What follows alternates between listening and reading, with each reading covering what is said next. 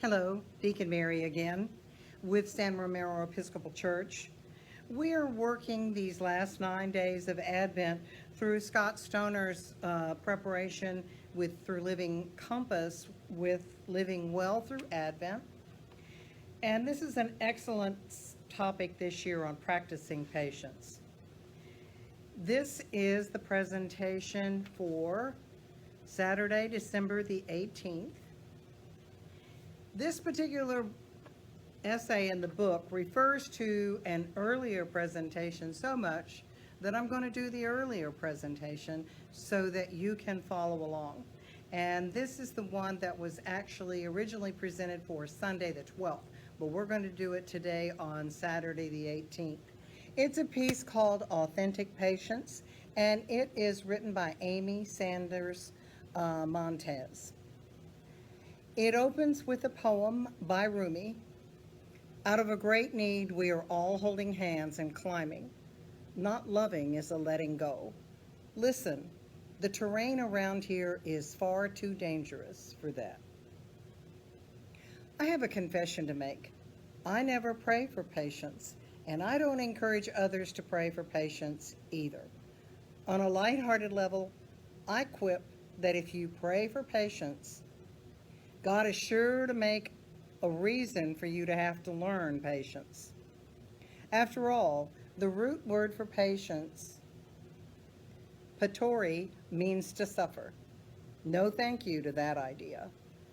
I find it difficult to pray for patience because I believe there's a complex relationship between patience and other virtues, like authenticity, truthfulness, integrity, perseverance, and my least favorite, surrender.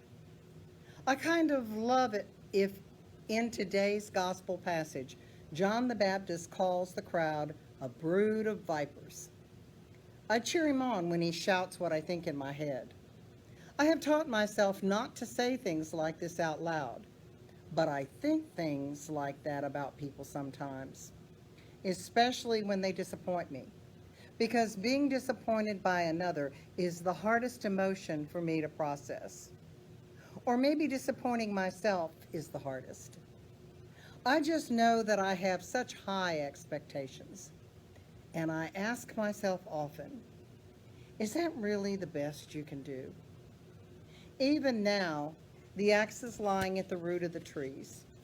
Every tree, therefore, that does not have good fruit is cut down and thrown into the fire. Brood of vipers we all are. The last 2 years have tested my patience with others, and I imagine they have tested yours too. How do we have patience with others when their actions may be threatening to us?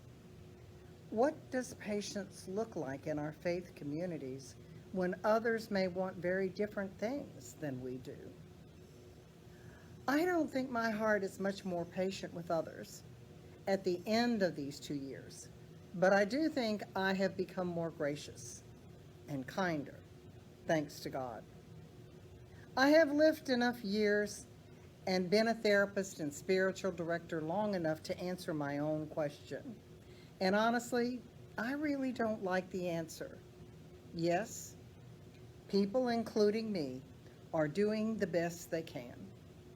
Given the raw material they're working with, the history, the childhood, the traumas, and the stories we know nothing about, yes, people are doing the best they can. Now I have to find a way to move forward in relationship with authenticity, truthfulness, integrity, and surrender. Oh, and gentleness. Like Paul encourages us today in his letter to the Philippians, let your gentleness be known to everyone. I still don't pray for patience, but I pray for understanding, for gentleness, for the eyes of Christ to help me see others more clearly, and for the grace of God, which surely surpasses my own understanding, to guard my heart and my lips until my thoughts and actions look something like patience. So I encourage you to ponder her words. She has a different idea about how she prays handling this situation. You might want to ask yourself today, how you handle that. Do you pray directly for patients, especially when you run into very challenging circumstances like we have in these last 2 years, underlined probably during Advent, and work that through? Because I think we have to know ourselves and how we handle things within our lives before we can really make any adjustments. So have a great day. See you tomorrow.